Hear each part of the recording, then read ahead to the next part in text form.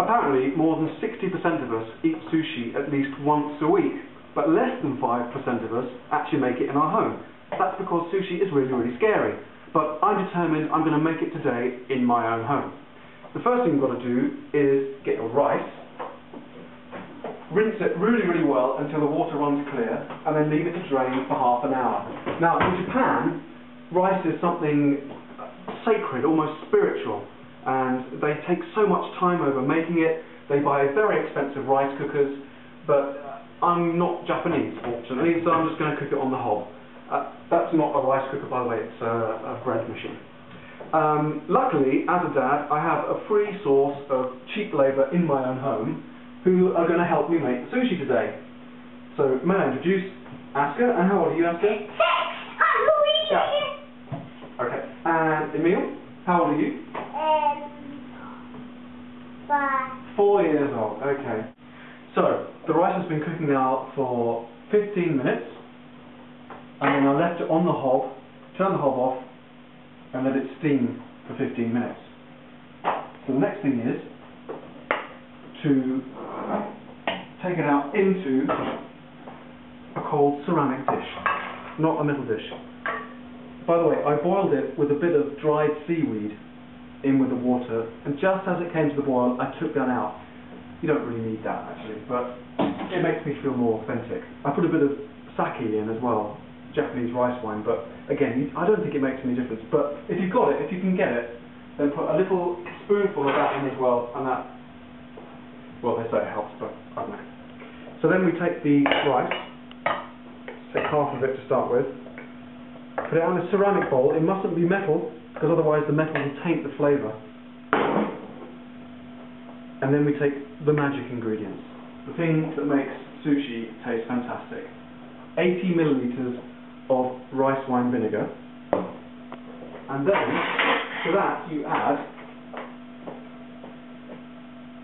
about a spoon, and a half of plain caster sugar, and then half a teaspoon of salt. This is actually a Japanese salt, very, very fine powder salt. And then mix it up really, really well. Huh? And then sprinkle it over the rice, like that. And that seasons the rice. Excuse me, chef is making rice. You are now my under chefs. You have to do what I tell you to do, okay? Right, so, right. And then you mix it in really well, cooling the rice at the same time, turning and stirring with short, kind of abrupt strokes. Like that. You two are going to make this next, okay?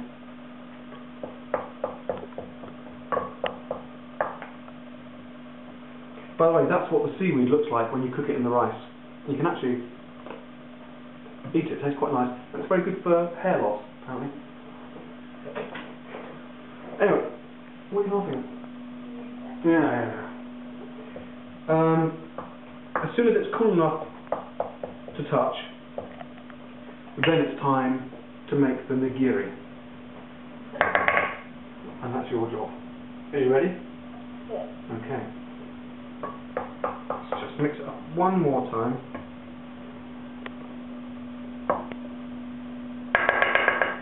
Right, here we go. So, first of all, you've got to wet your hands. In this water is some rice wine vinegar, so that you don't dilute the flavour of the rice. Hands in. Both of your hands are washed, aren't they? Did you wash your hands? No. Well, then you make sure you eat your rice, and none of us eat that. Okay. Did you wash your hands? You did, I saw that. So, in the bowl, put your hand like that. Yeah. See how I've put my thumb there? Yeah. Take a bit of rice, not too much, put it in there, okay, and then pat it down like that. Oh, it's hot. and pat it down like that. Is it like... And then turn it around. And turn it around again. Not very good, is it? And then put it on the plastic like that.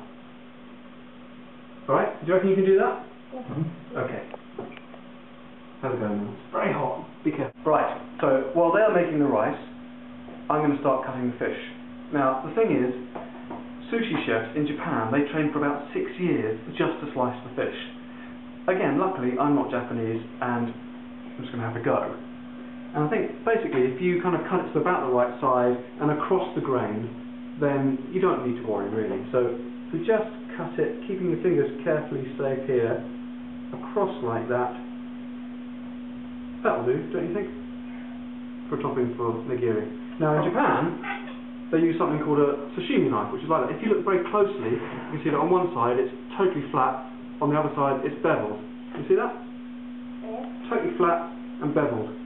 That's so that you can cut the fish very, very carefully without damaging that side of the fish. Unfortunately, these knives are very, very expensive, and after about 5 minutes they go blunt and they don't cut very well, so you have to invest in one of these, which is a sharpener, and it's all just a bit of a palaver, basically. So I just use my normal kitchen knife, which stays pretty sharp, and I can sharpen it very easily. So, cut the fish like that, and like that, and like that. This hat, what's wrong with your hat? It's perfectly good. It's exactly what sushi chefs wear. You said you could swap house.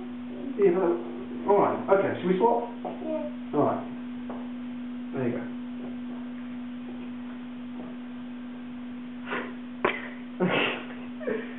How do I look? So a girl. Oh, you look cool, like a girl? Yes. Oh. So a girl chef. Like a girl chef? Yes. Oh. Anyway, well, let's see what you've been doing with your rice, shall we? So if you remember, I showed Asuka and Emil how to make rice for nigiri, and they... Oh, okay. Interesting. Some interesting shapes there, but I think there's something we can work with. So the next thing is, for each of you to take a bit of fish, alright, that I have cut here. So, you take the fish, like that, put it in the palm of your hand, like that. Can you do it? Yeah. Don't need that rice. So, put the rice down, wash your hands, Asuka, take a bit of rice like that in your hand. Okay. Your left hand, so put it in there like that. And then take... Did you make that? That's really good. Put that on there, take your fingers like that, and press it down really well. I'm going to do the same with one of... Oh, it's pretty good actually. Put it down there, like that. Like that? And then we have a kind of nigiri. Yeah. I didn't wash my hands, that's the problem. There we go. And what have you got there? Let's take it off. Well, that kind of looks like nigiri. And there you have it, ladies and gentlemen. 6-year-old's nigiri.